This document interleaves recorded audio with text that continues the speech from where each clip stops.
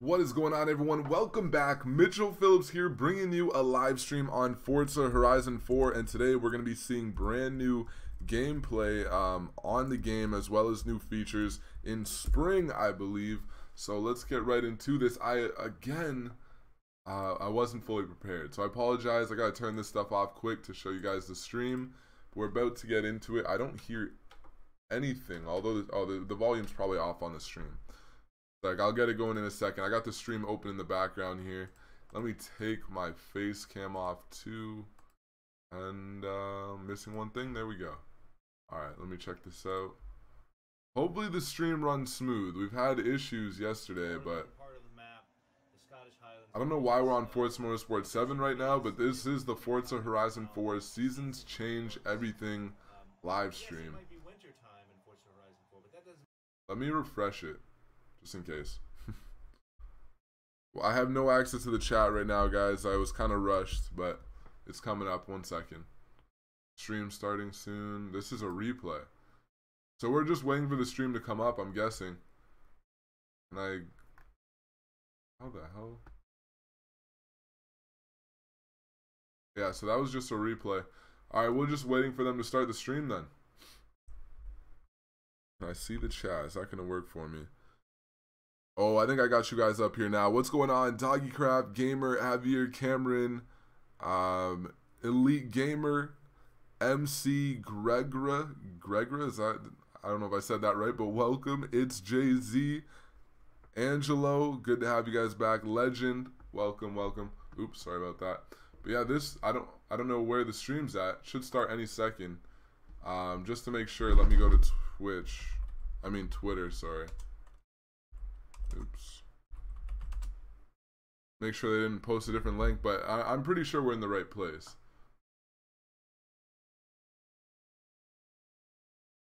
Okay, so they're on. Let me do this.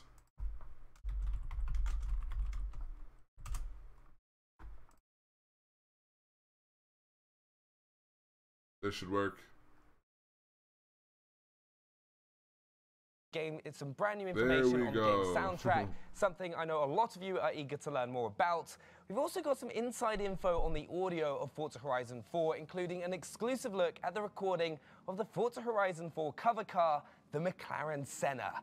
We also have a big reveal of Forza Horizon 4 brand new team-based competitive online mode, Team Adventure, which is pretty exciting, and we'll visit the city of Edinburgh, which I'm really excited about. And for all of you watching at home, watching on Mixer, you're going to have a chance of winning this in-game cosmetic item. Just get involved in the chat, and you may have a chance of getting your hands on the code for that item in Forza Horizon 4.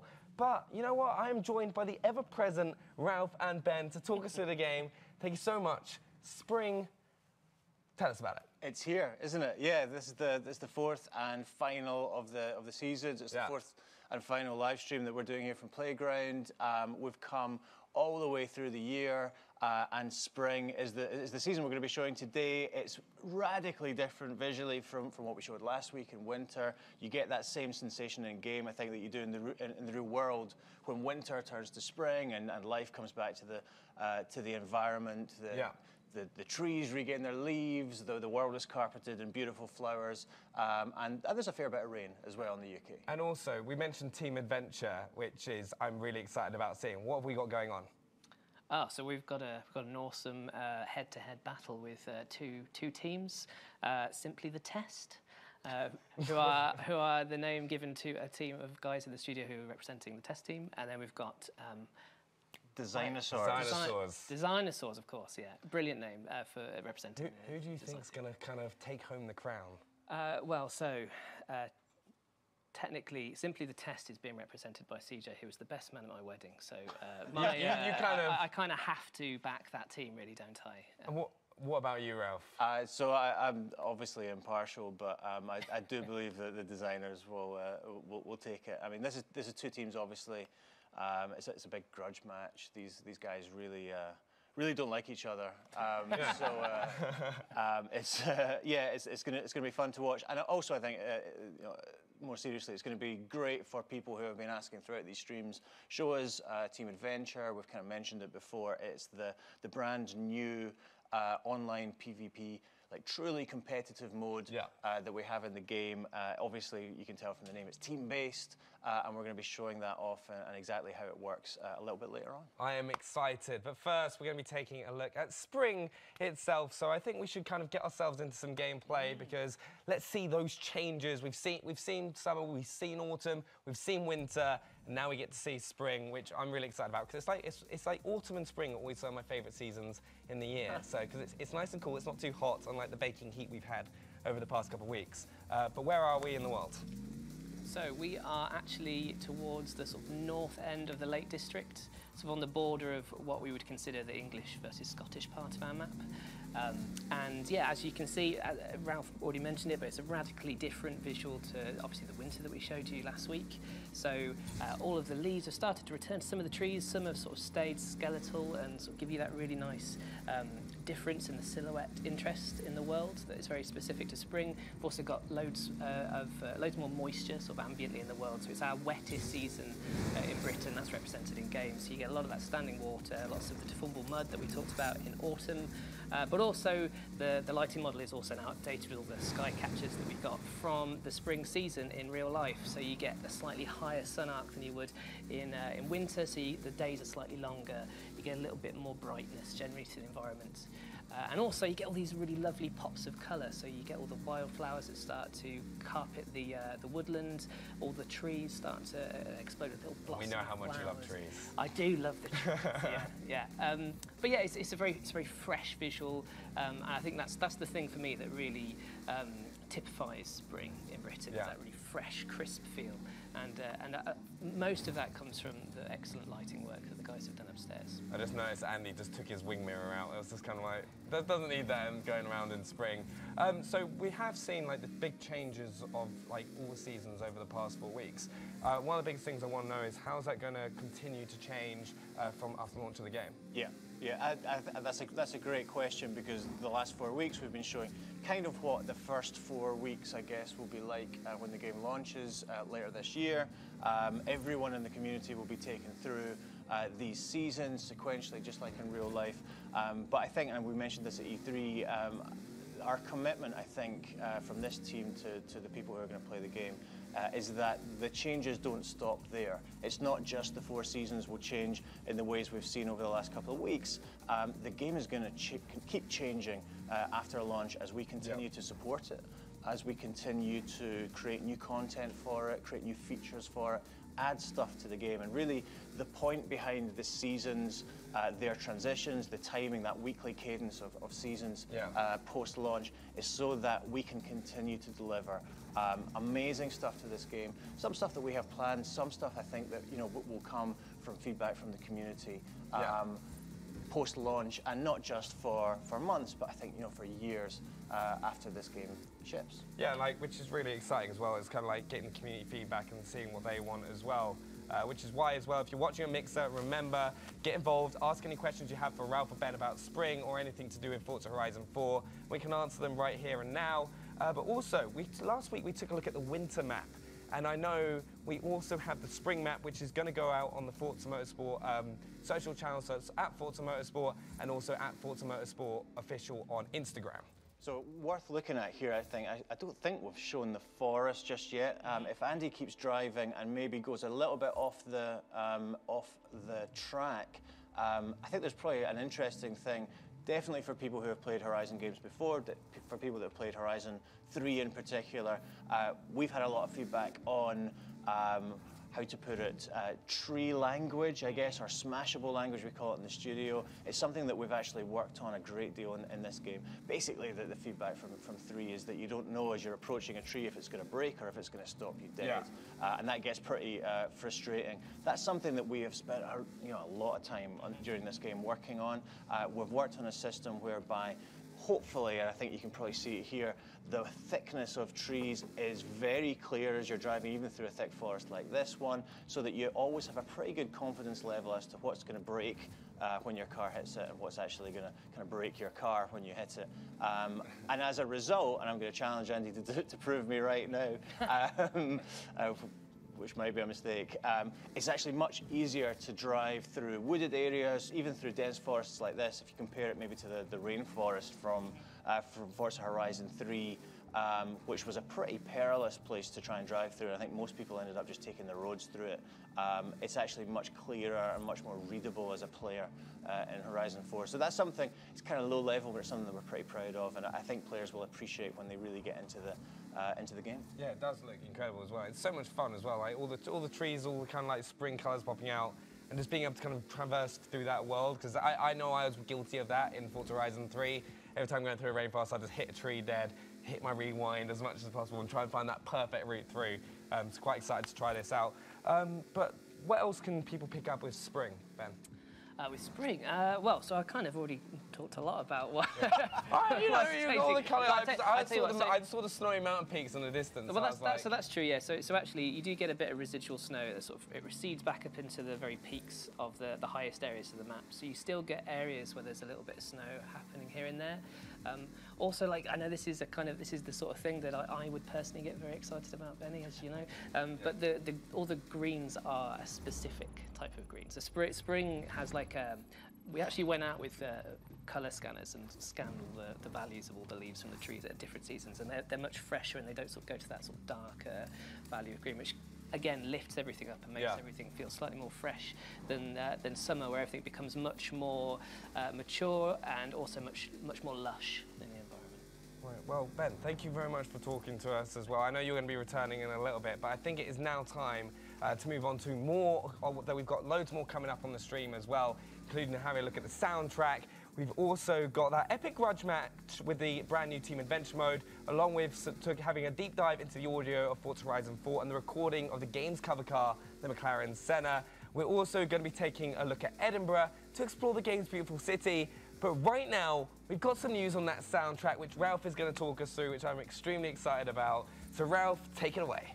Yeah, well, that's right, and people have been on the chat in all three of the streams that we've done already asking about soundtrack. It's obviously something that people are really excited to hear about. Music is an incredibly important part of Horizon games. Going right back to the first game, music kind of sets the tone, it sets the atmosphere of the festival and of the driving experience. So I understand people are really excited to hear what's on the soundtrack. I'm gonna disappoint people by not revealing very much about the soundtrack. The music that's in it, that's still a couple of months away. That's something that runs right the way up till the game ships. But what we can do today is talk a little bit more about some of the radio stations that will be appearing in the game, which is great. I think we've got a bit of a graphic that we can stick up to show you the 6 radio stations within the game, and I can talk to each of them a little bit and tell you in particular who the DJs are going to be in these stations. So Horizon Block Party made its debut in Forza Horizon 3. It's kind of our party hip-hop station. With us being in the UK now, we've changed the DJ for that station. And actually the DJ is someone that you might well have heard of. Mr. Jam is Radio 1 and Radio 1 Extra DJ, and he has been good enough to come and be the DJ for Block Party in Horizon 4, which is great, and he's done a brilliant job of that. From memory, the other 2 stations which have been in every Horizon game, Block Party and Pulse, are back. People love them. For me, they combine to create really the sound of Horizon games. Scott Tyler is back as the DJ for Bass Arena. I've forgotten her name. Somebody help me out. Amy Simpson, thank you, is back as the DJ for Pulse. And they are offering exactly the same kind of music that they have done previously, dance music in Bass Arena and chilled electronica in Pulse.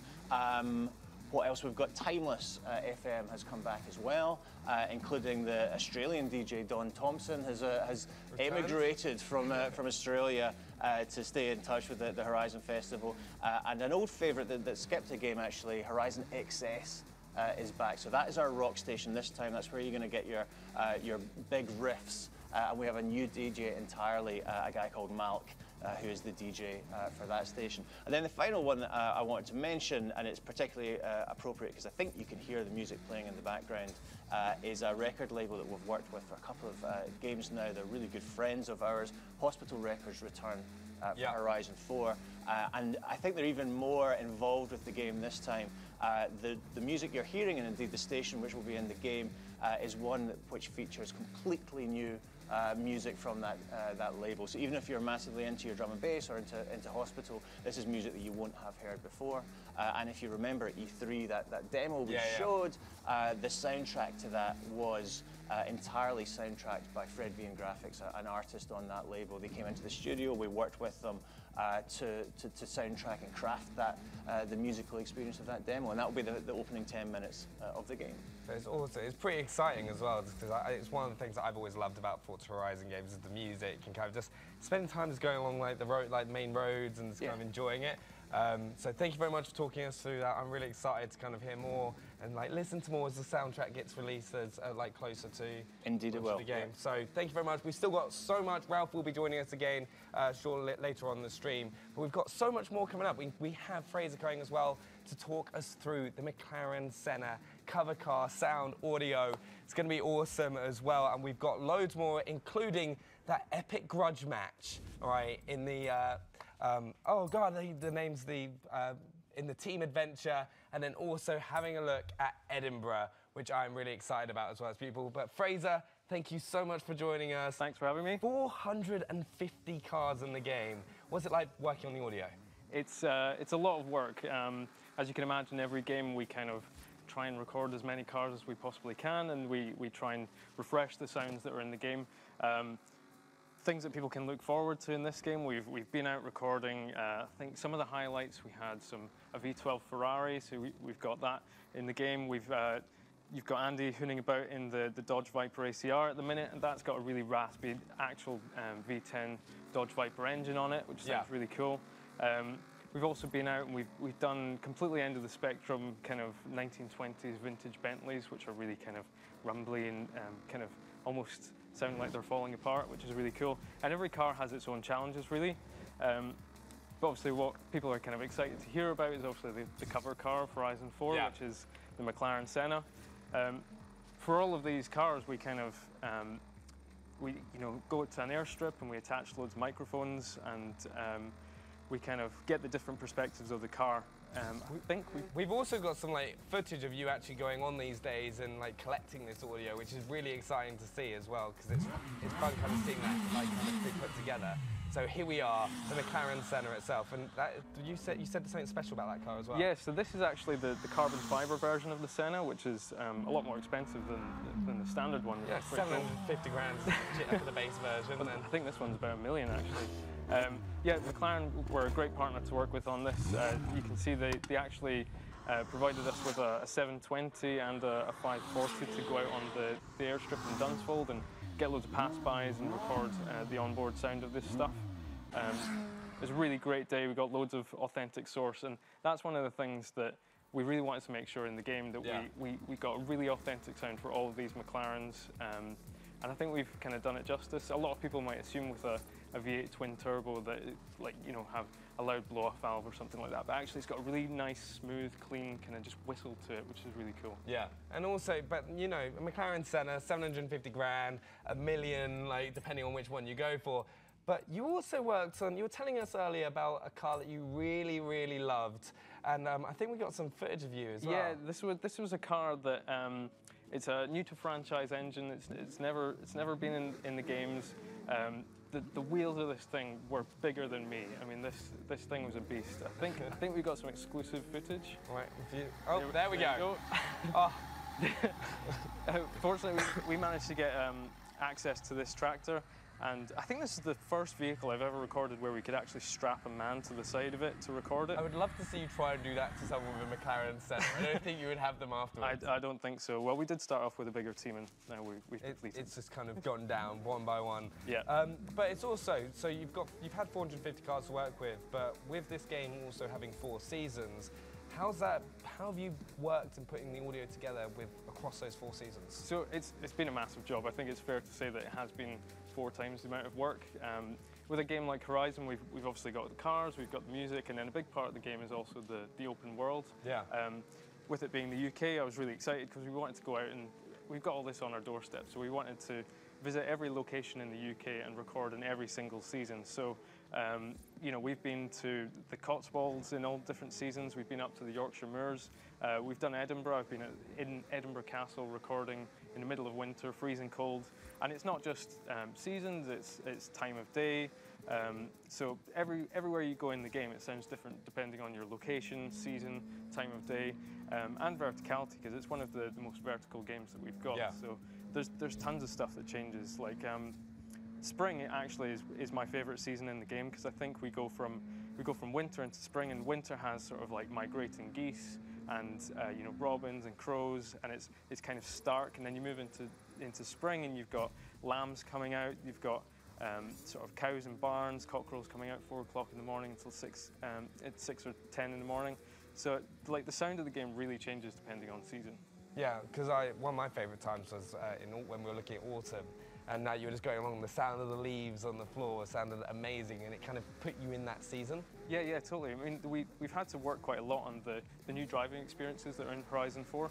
Obviously, we've got deep snow, we've got deep deformable mud now. Like, I almost wrecked my car just while we were traveling around the country. I would like pull over, there's a patch of mud, and drive through it and get my car completely dirty, and also the audio designer really dirty as I drove. What, he just stood there with a microphone? He stood there with a microphone, it just splashed all over just him. Like covered in mud. So, all right, we got it. Great, move on. Yep. It must be so much fun though, because from the small amount of time that I've had hands on the game, the audio sounds exceptional. So thank you very much for spending time and talking us through it. Like, can't wait to see more as well. But we have got so much more coming from the stream. Big thank you to Fraser as well for talking us through the audio. Love the tractor and the McLaren Senna. But we have so much more, including that epic grudge match, which I am so excited to see on Team Adventure. We're also going to be taking a look at Edinburgh. And remember, we're going to be taking questions from you guys as well. So if you've got any questions, get them in the chat so that at the end, Ben and Ralph can come through as well. And if you've got anything about Team Adventures, we're seeing stuff, because we're going to be joined by Matt and AJ as well to kind of be going through everything. But kind of thank you very much for joining us, right? We are now here at the epic grudge match, right? First of all, though, tell us a little bit about Team Adventure. All right, so Team Adventure is kind of a natural evolution of online adventure from Forza Horizon 3. So two of the big differences are going to be, well, firstly, it's team-based, as you can tell by the name. So it's going to be a 6 versus 6. Yep. And the other thing is that it's restructured to really be a properly competitive game mode. So in Forza Horizon 3, you know, there were things like skills and clean, which kind of affected how well you were going to do. But this time round, it's just about how well you're doing in events, like, you know, what place you're coming in the race. Okay, and also this epic grudge match, right? So you're representing the test team, right? Yep. How do you think you're going to do? Well, the test team play the game every day for the last nearly 2 years, and the designers just make it work. they just design it. We're the ones who play it all the time, so we should know all of these courses inside out. We should know all the dirty tricks. So you should take this 3-0. Oh, absolutely. Right. So So before we kind of get into the race itself, I think we need to kind of make a decision, right? Because your team is. Right, your team Dinosaurs. No, I keep calling you Team Dinosaur because it's Designsaurs. Yeah, we're Team Designsaurs representing the design team. Right, and then yours is Simply the Test. Simply the Test. Simply better than all the rest. Better than all the rest, right? So you've even got a tagline. You've even got to the left there of like, right, we've got a tagline. Right, we're the best racers. We've got this, and but however, right, Designsaurs does have Andy racing for them, who has been like kind of doing all the driving across these live streams. So. You know, he seems to choke at important moments. He seems to kind of like let the stress get to him, so that could be a factor. But what we're going to do right now as well is run a poll in the Mixer chat, okay? Who do you think is going to win? Do you think it's going to be Team Test, right? Or do you think it's going to be Team Designsaurs, right? Get in there, vote ahead, and we'll see who wins. But shall we kind of start it up? Yeah, let's. So then we can kind of start talking through it, so then you can kind of explain to us everything we want to know about Team Adventure, because it's something that I am really excited about seeing, because it looks really fun. Yeah. So we've jumped in here, we're looking at it from Andy's perspectives on Team Designsaur, and he's just picked his car. I love how Andy's got like a very upfront nameplate as well. It's just like, make sure you remember who. Just so you know. This is Andy's car, this is Andy, right? By the way. Avoid. He's just sick of not being shown on the streams. People wants to make sure people remember his name. You're just going to see like his face as on a little like on the license plate stuck around, like spot around. So as we get into this game, right. This really we get to see all the Designsaurs. So you get to see your whole team. You see they've actually made a team in our game as well. and they've got a team name obviously, and also a logo that you got to see there. And we're right into the first race, which is going to be a cross-country around Mortimer Gardens, which is kind of in the northwest part of the map. It's got some like Roman ruins. It's pretty interesting. Right, and just before we get into this, event number 1, vote in the poll who you think is going to win the first event. Is it going to be Team Dinosaurs or Team Test? Vote now as we get into it, and we'll see who wins. I'm personally going for Team Test because, you know, apparently have the best drivers, and also Andy's not on the team as well, which is important. Okay, here we go. Right, so talk us through. All right, so the first event is going to be a team race.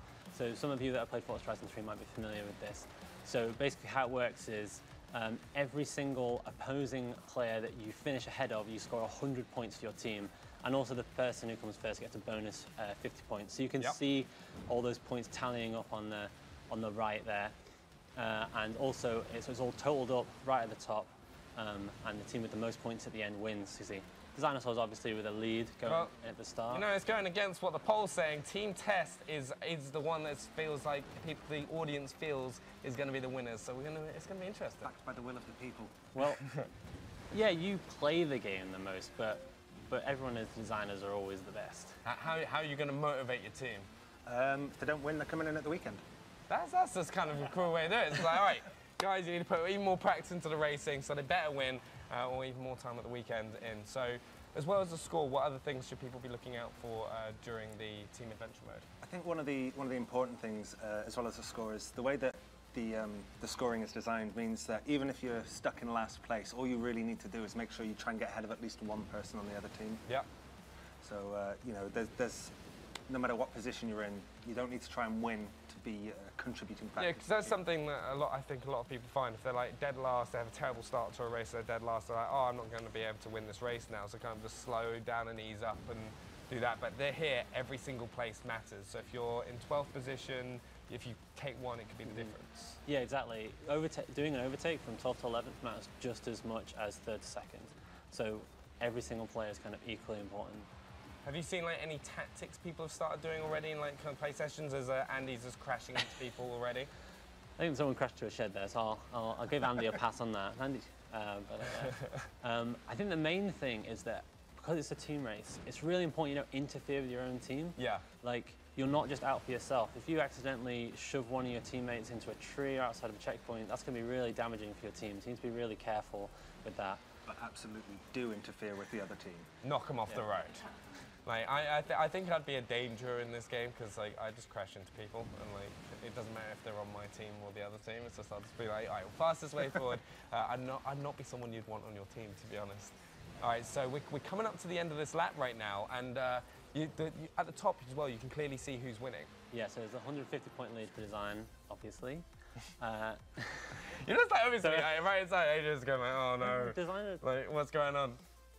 Okay, so end of the race, you've got team Test, right? It's got 1,750 points, and Team Dinosaurs 1,900, which means the poll was wrong. All right, they went for Team Test, you sold them out, and now they've kind of ended up losing the race. Team Dinosaurs takes the first map, but what happens now? And what's the next step in the team adventure? So an important thing to know about team adventure is it works as a best of 5. So that means it's the first of 3 points. Yep. And so we'll get to see here. The current score is 1-0 to design. And now we're going to go into the second event, which is going to be Free Roam Rush, which is going to be quite a different kind of team race. Once we get into it, we'll kind of explain how the difference is. Right, so what we'll do is we get into that. You've seen everyone play in the first race. Vote now in the poll for the second race, which is that Free Roam Rush. Okay, who do you think is going to win? Team Test or Dinosaurs? Vote now, and just kind of explain what we're playing for. All right, so Free Roam Rush is kind of an evolution of the Drive to Event phase that was in Forza Horizon 3, but then it kind of didn't really contribute that much to the overall adventure. But this time, it's a proper event that counts just as much as every other event in the adventure. And the key difference is it's a team race, but it's a team race with no checkpoints. So you can take any route you like to get to the end. So there's a lot of strategy in like what route you're going to take and whether you're going to stick to the roads or beeline it across the touch country.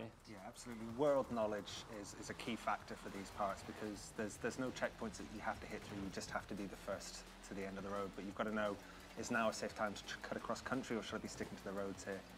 I think it's also going to be really exciting with seasons, because seasons are going to change how you approach each of these races. Absolutely. So, you know, in winter, obviously, that big lake freezes, and that's a massive shortcut that opens up. Whereas, in fact, I think in this one, they have to navigate around the big lake because it's not the quickest way to go. Well, yeah, you know, I don't know how about you, but I think this kind of driving your car into a big pool of water isn't going to go too well. It's not renowned for being speedy. No. Yeah. All right, so what's going on now? So this is the first time they're kind of going across country. So you can see there was the road was actually really slow in that case. So everyone just cut straight across the landscape and taking that shortcut to get ahead, which can lead to some interesting jumps, but it's all in good fun. And we also saw those destructible trees just kind of like bouncing around, just like flying across the sky. Who is winning right here? It's actually Dinosaurs are winning this one, aren't they? No, this Team Test is winning. So, yes, the blue team, Team Test is actually just hit by 50 points. So it's you were behind though. Like you were like you're kind of pulling it ahead, and that Team Test is actually starting to rack up as you just get crashed into. Yeah, that was Dinosaurs taking their own teammates out there, literally not listening to what Matt said to avoid to. After this, I'm going upstairs. Right. That was close. And Andy just kind of had that decision, does he go right, and then just kind of followed the Dinosaur straight across the side.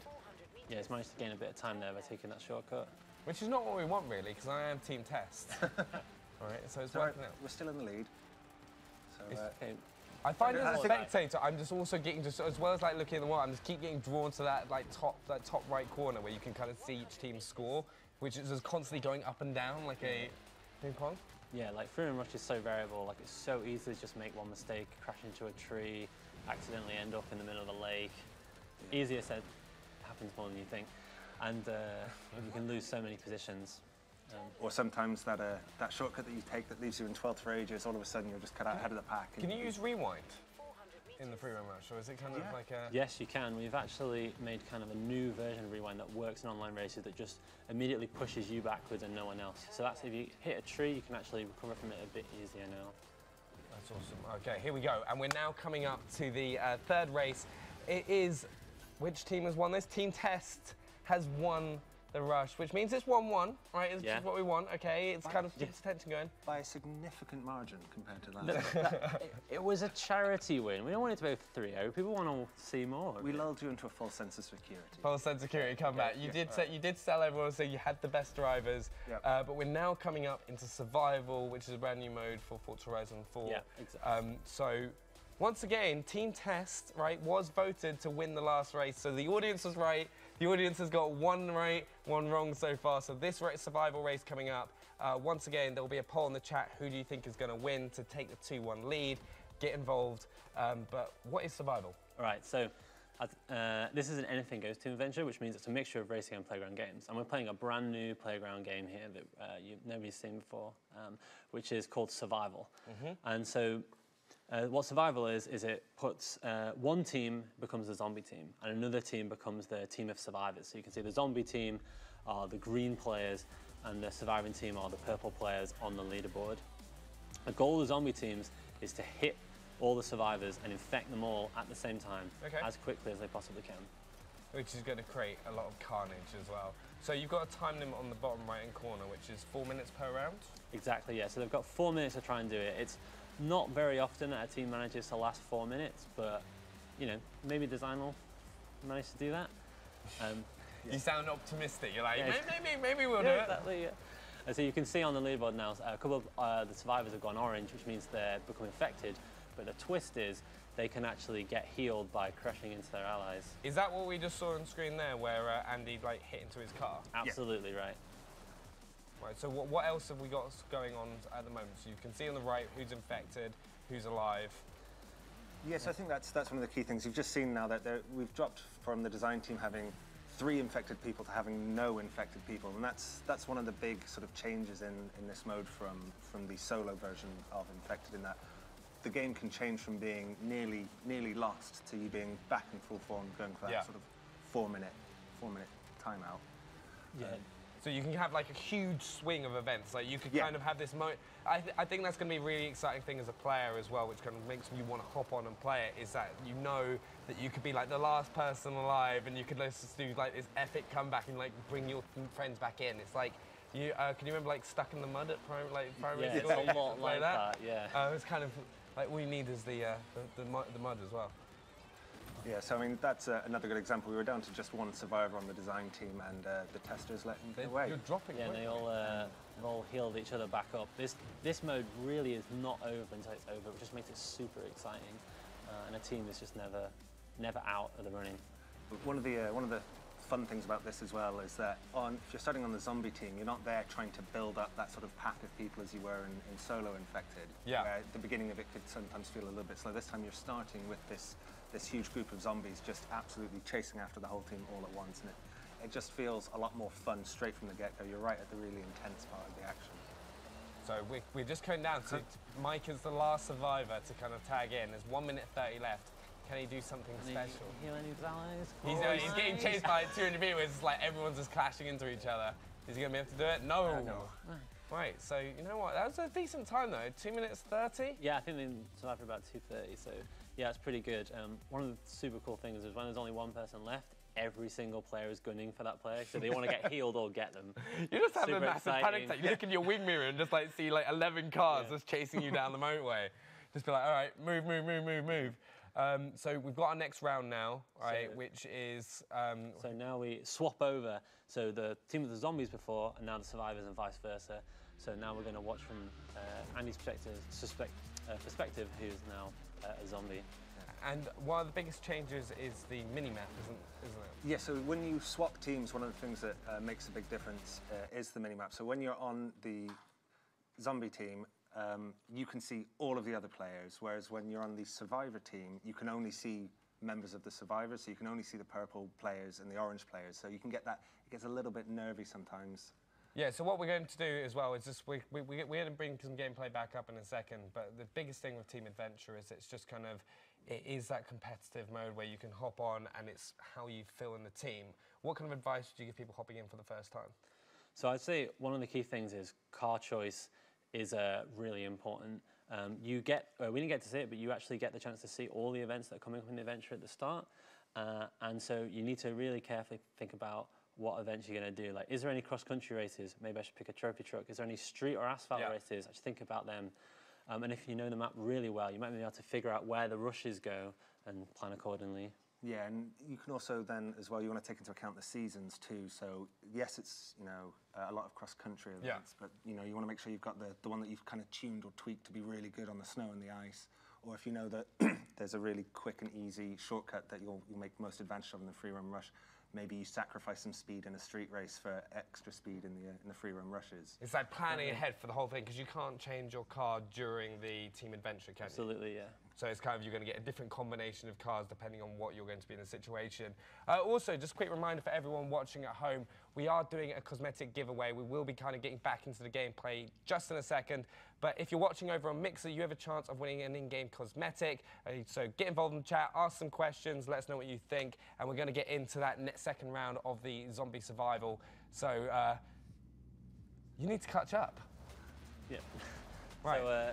So yeah, we managed to get back into it. So the design team is now playing the zombies, we're watching from Andy's perspective. They just need to get them as fast as possible. The time limit is set to the amount of time that the first team took, that's 2:30. And so they just, if the zombie team manages to get them all before the time is out, then the designers team's going to win. Yeah, so at this point, the test team doesn't have to survive the full 4 minutes. We just have to survive longer than it took for us to hunt down all of the designers, which I'm sure they will. You've got a good chance as well, and we did mention the mini-map earlier, but can we kind of talk that through now that we can see it properly top left? Yeah, sure. So as I was saying, as a zombies, you can see from Andy's point of view, he can see all of the other players on the mini-map. You can see his teammates in green, the other zombies, and you can see all the survivors in purple and orange.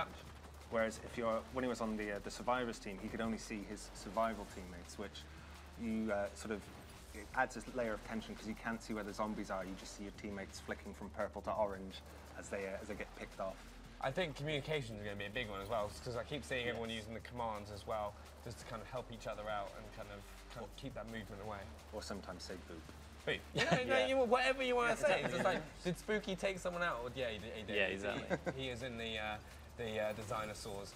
So it's getting close. There's a minute left. You've got Tess is down to 2 people at the moment.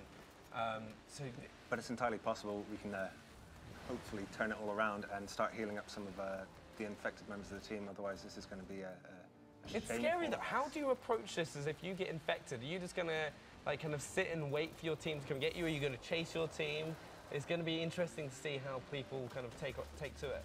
Yeah, that's absolutely where the communication really comes in. Like around the studio, we've been shouting to like, slow down, speed up, like, and behind you, I need you to heal me. Like we're always shouting at each other around the office playing because it just benefits so much from that kind of communication. And he's just got to take 2 people out, like straight away, just 1, 2, tap. And you've got Owen is the last person standing. He has to survive for 18 seconds. All right, 15 seconds. All right, and...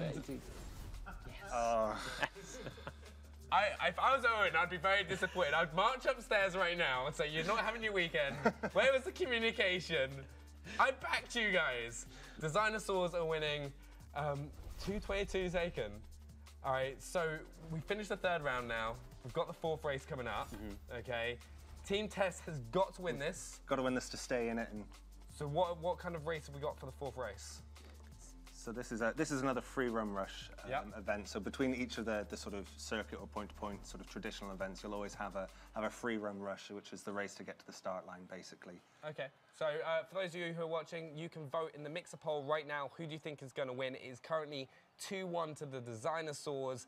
And that makes it 2-1 as well to the non-chat, because the chat had been backing Tess every single time, right? And the dinosaurs are pulling it off, okay? You oversold Team Test, right? But you know what? They smashed the last kind of, they smashed this last time, so they could do it this time, okay?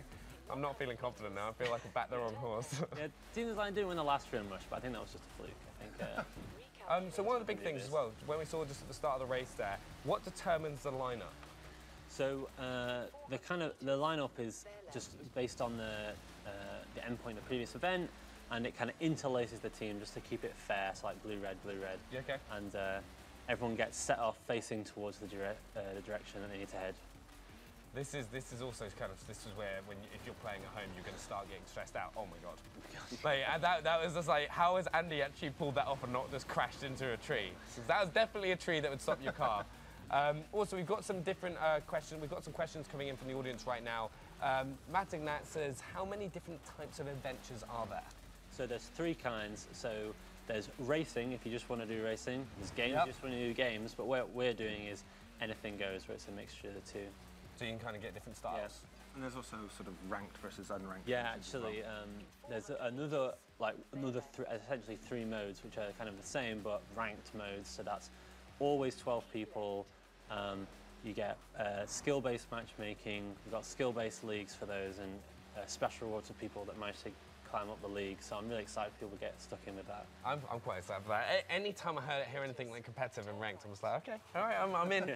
I'm involved, especially in something like this, because I think this is so different and so exciting, because it is that kind of best of 5 kind of round, so you can have those big moments and those comebacks, which are really exciting when you're playing with a group of your friends as well.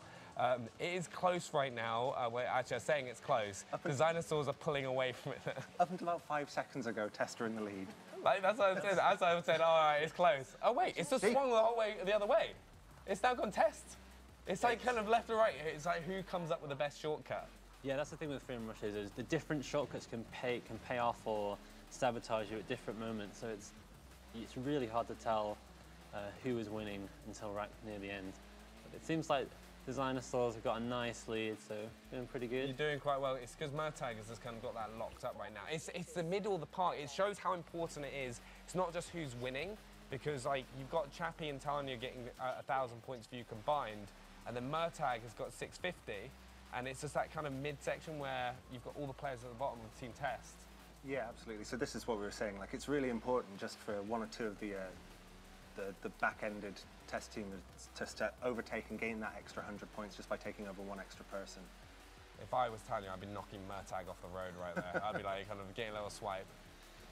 Right. This is close, 75% of the way, and this is, do we go to a map 5 or do we stay on, is it a 3-1 finish? Right, let us know in the chat quickly. It's not, we don't have time for a poll, but who do you think? No. Just don't hit a tree. What do you mean don't hit a tree? Well, you're back in the dinosaurs. Yeah, well, I'm just like, hit a tree, hit a tree. He just nearly went. Oh, I think if that went for a few seconds longer, that'd have been over. But that is a 3-1 finish. Right, to be fair, Team Test smashed the first one, and then in this free roam rush, you got actually beaten worse than the other one. Yeah. You can't beat the people that designed the game, I'm just saying. But it's unlucky. But that is Team Adventure. It's something that people are going to get their hands with on from day one. Yeah, absolutely, yeah. I'm super excited for everyone to play it. I think that you guys are really going to like it. I know you guys have been asking for a mode just like this, and I really hope that we've delivered on what you guys want. I'm really excited. Thank you so much for coming and talking to us as well and showing it for the first time. Cannot wait to get my hands on it and try it myself. Survival especially. I think I'm just going to be hooked. But guys, we've got so much more coming up on the stream. Big thank you for joining us and talking us through Team Adventure. But we're now going to be rejoined by Ben and Ralph as well to have a look at the wonderful, wonderful Edinburgh, which is going to be pretty exciting to see because it's the first city that we're going to be seeing in Britain. So Ralph, Ben, thank you for coming back as well. Hi. Who did you have backed? Like I said earlier, the dinosaurs, who I believe won. Yeah, they did. Yeah, right? You know, like we're just. It's pretty exciting stuff, isn't it? Let's just move sweetly on, right? We were wrong. Andy's just come back with a big grin on his face as well. It's like yes, we won. But Edinburgh. Shall we? How are we going to get to Edinburgh? We're going to drive, Benny. We're gonna really? We're not going to fly? We're going to drive right the way to Edinburgh, yeah. We thought we'd save this for last, just out of badness, I think, actually, because people have been really excited about seeing it through these streams, and it is really cool. It's a super cool city. I think it's the best city we've done in a Horizon game. This isn't it, actually. I don't think we've shown this in the streams before. That's Banbury Castle, isn't it? Yeah. We're at the coast, actually, again, which I don't think we've actually seen, but there you go. So that's Banbury Castle. There's a big old British beach over there to the right. It's actually another gameplay arena. It is. Yeah. It is, and if we drive up, this is sort of the east coast of the world that we've built. Eventually, we will get to Edinburgh. And it's probably worth mentioning just like why we have cities in Horizon. We didn't have any cities. We had a biggish town in one, but it really Main town. Main town was what it was called. Yeah, only town. It was the main town. Yeah. But from 2 we had Nice in the south of France. Obviously in Horizon 3 we had Surface Paradise, and I think it's a really important component to a Horizon world now. I know a lot of people really love the experience of driving in a city. It gives you quite a different style of gameplay from what Horizon's predominantly about the thrill of the open road. That's what we always kind of set out to achieve. But certainly there's a really cool gameplay when you're driving around a city, particularly a city you recognise. And Edinburgh certainly for us ticks those boxes, and it's really cool to have it in the game. I think also while we're driving up, because I know that it's been one of the biggest questions as well, is why not London? Like, yeah, I'm a Londoner, so I'm like, why not London? So London's a great city. Everyone knows what a great city London is. It's also absolutely massive, and it's also like incredibly, how to put it, like unique. Right? When you get anywhere near central London, every building is completely different, and every building is completely iconic. And really, the amount of work, I guess, that would be involved in recreating London would mean you probably didn't have any time left over to go build the rest of the game. I think you would probably have to devote an entire game to London to do it justice, and also in so doing, you would probably fundamentally change. And there's Edinburgh. As you just lost that's a pretty cool way to reveal Edinburgh. And in doing so, you would really change what the game's about. If your game was all street racing and cities, then suddenly you're making a game like Midnight Club, which are brilliant games, but not the game that we have ever set out to make or really necessarily want to make. like I say, Horizon is about the thrill of the open road. It's about driving on the best driving roads in the world. And the fact that we can incorporate a city like Edinburgh, which is obviously smaller than London, but I think no less iconic, no less beautiful, it fits our game really well. And talking about like, iconic locations, where was that we just jumped from? Like, it's one of the most, like, it's iconic for you. I mean, so that was our Arthur's Seat, which is a kind of a big rocky hill outside Edinburgh, which is quite famous if you live in Edinburgh. And affords great views of Edinburgh. It does, as you just saw, yeah. But I think the other stuff that's worth talking about when it comes to Edinburgh is how cool the road network is in this particular urban environment in this game. So before with Surface Paradise, it was quite a modern high-rise city, and it had that very grid-like road network, which afforded a certain type of experience. I think what's great about Edinburgh is the roads have obviously built up over time. There's a lot of history associated with this location, and it creates these really interesting pieces of road network that the level designers have been able to leverage and create some really unique races that I don't think we would have been able to create in an urban environment if we were in another sort of more modern setting. Like, what other major locations are there which you would say in? So let's point out. So that's the Scott Monument. So we're on Princess Street, which is the main thoroughfare in Edinburgh. The street. It's the main street in Edinburgh, and obviously it has many famous buildings on it, not least of which is obviously the castle, which is just over there. Andy's driving away from it now, which is. Useful, but he's taking the scenic route. He is. Taking this nicely. While we're doing this route, we've actually also got a question from the chat as well, from Timberwolf. Is it true there are businesses you can use to make money, or is it just another fake rumour? Especially as we're going up to Edinburgh Castle, which costs a lot of money. It does cost a lot of money, and actually we revealed the answer to that question just a couple of minutes ago, I think, when we drove past. One of the Horizon stories which involves a player business, so that is not a fake rumour. You can. It's not fake news. It's not fake news.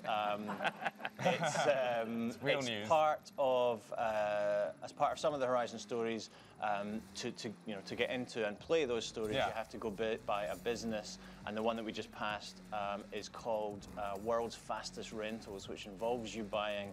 I believe a supercar rental business. Is that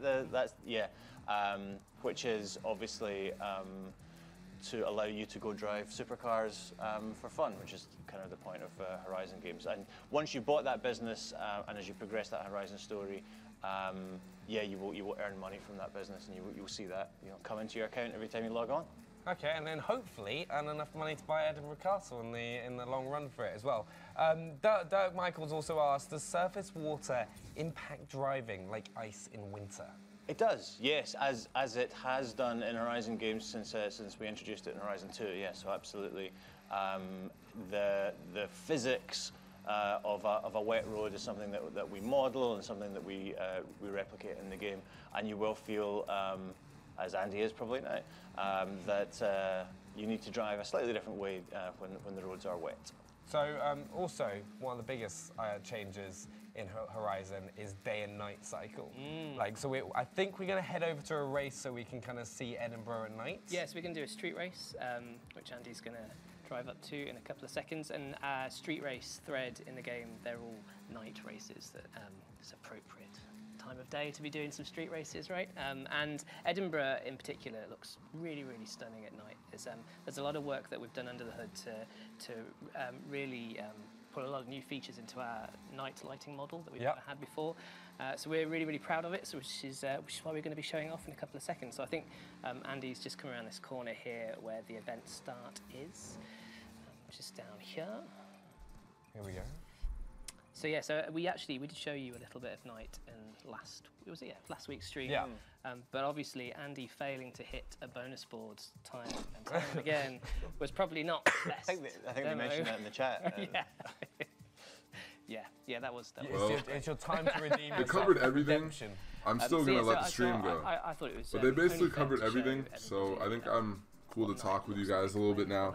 Overall, I actually was not expecting to hear as much as we just heard. Like, this is actually really exciting. We had the team adventure thing.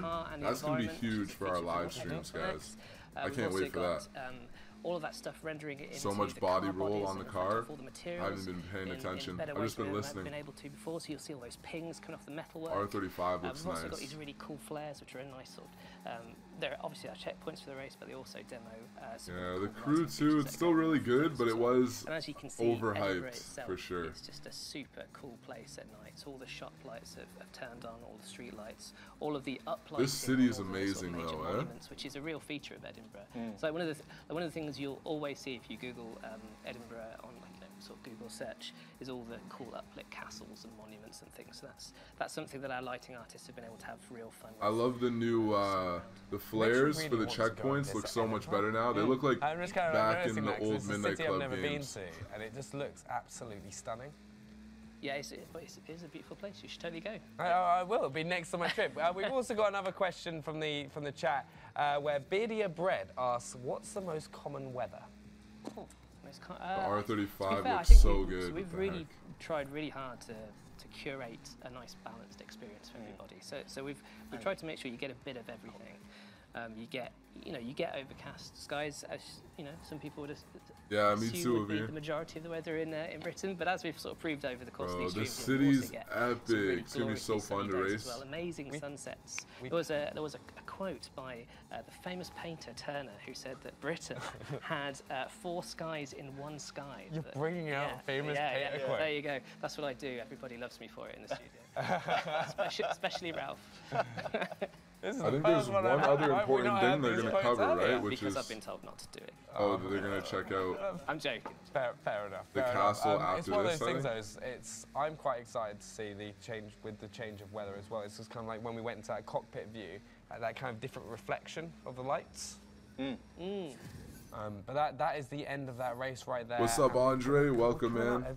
If you guys have got any questions as well, just before we kind Xbox of Live is wrap Xbox up the Gold. stream, 'cause Yeah, it's same kind of thing, sad. Ghost. This is the end of 4 weeks. It's like it's gonna like start like tearing up and kind of that moment because every single week we've had a chance. They actually to take a look at revealed a different lot of cool season, stuff. different cars, different parts of the I'm world. going to go over it if you guys missed. And it's been incredible. But is there any moment that's kind of really stood out for you? What's up, Joe? Welcome, man. Many moments. all the bugs that we've revealed to you. Yeah, of course. absolutely.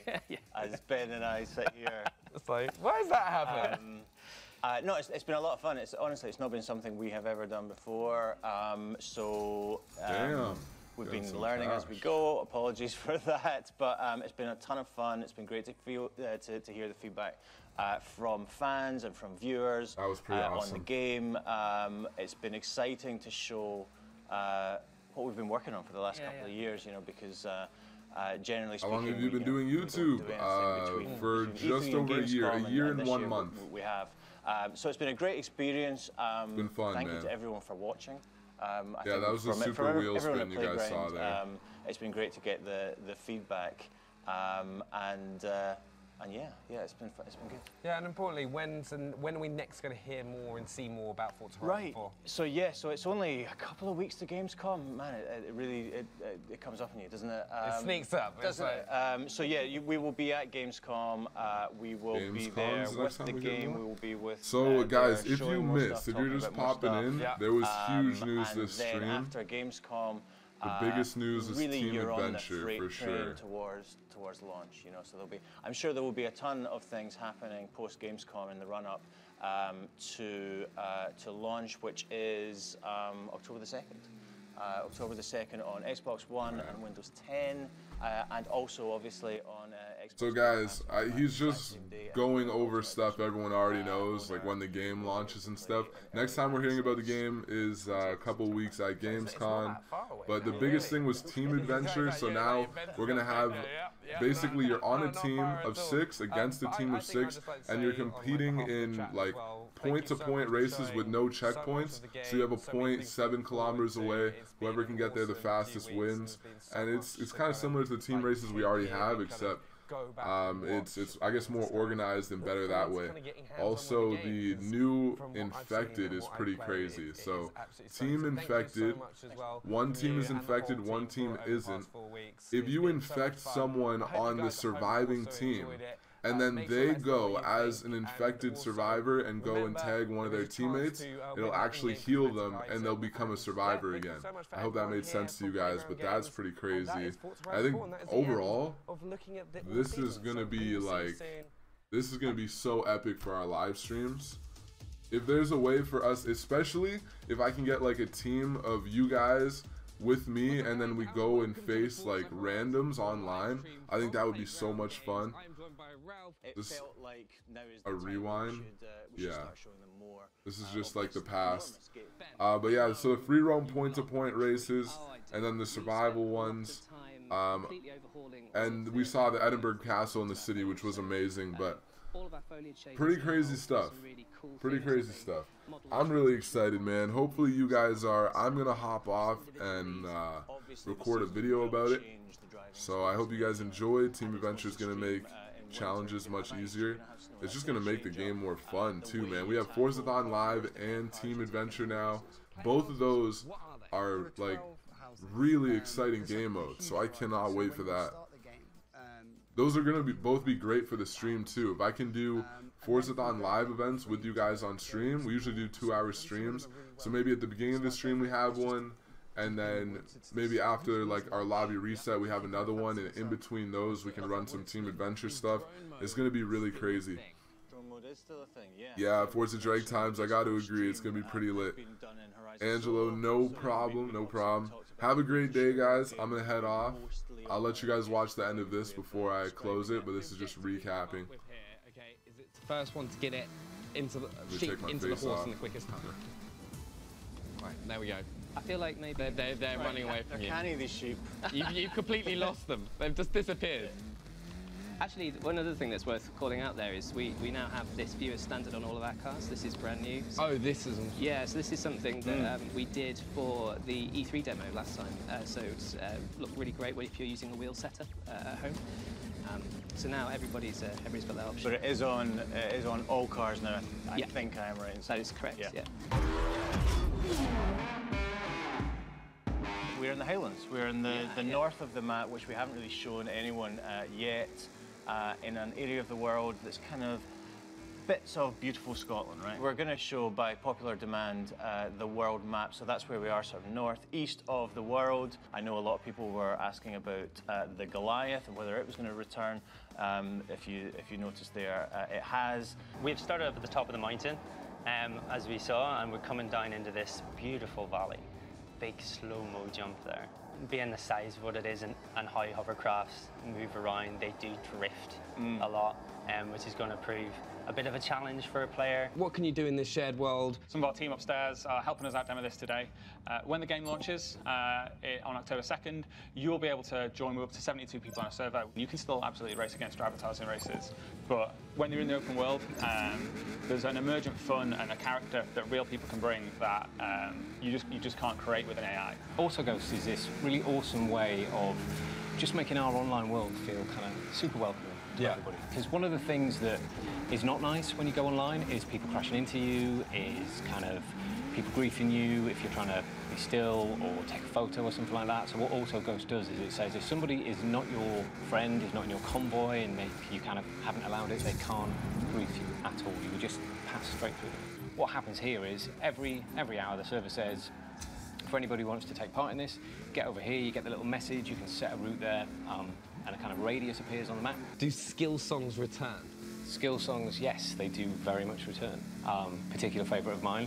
I will not spoil how you get them because you will unlock them in a slightly different way. This is inspired from a real-life off-road adventure park, and it's translated really well. It's definitely one of the most fun areas in the game, I think, to play those playground arena-type game modes like Infected and King. The mud looks incredible. So there's a system that analyses the whole world for different dips and divots and finds out where water would collect.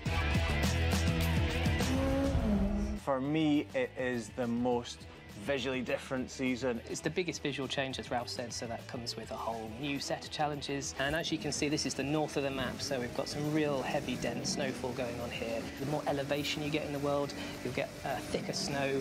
As you get a bit more south, you'll get like less snow, but maybe more frost, more wet roads, that kind of thing. This is our new way to earn skills and then spend those skill points on cars. And we decided, let's add a skill tree to every car. So drifting, wreckage, air, then you bank all of those points. You then earn skill points to spend here. You now get daily challenges, so they're like bite-sized challenges that you can do. The weekly challenge is all about getting into like a particular kind of special car. Do all 4, and you get all of the Forzathon points. And just wait for the perfect item in here that you want to get. How has it been kind of working with the team and like kind of getting this all put together? Like our job is to mainly focus around like the presentation of the game. So we're looking at like menu systems, the HUD. Our menu's a lot more flexible, which is great because it allows us to be a lot more creative. Can you talk us a little bit more about the white space? Yeah, it's been a lot of work. You can kind of see it there in the background. One of the things we really wanted to do this time is be able to control the lighting conditions. Some cool stuff to look at while we're waiting for everything to fall into place and load. Can we talk a little bit about the bonus boards in Horizon 4? It started in the very first Horizon game. We've found the fun in it. We've found the different types of gameplay that can be involved in finding and smashing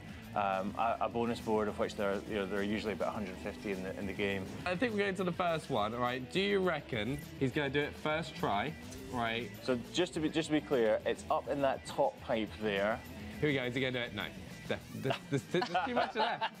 Feels really familiar, doesn't it? No, hold on. Oh. No, it's too short. In order to... Oh! There we go. Right, we got the first one. We got the first one. Round of applause.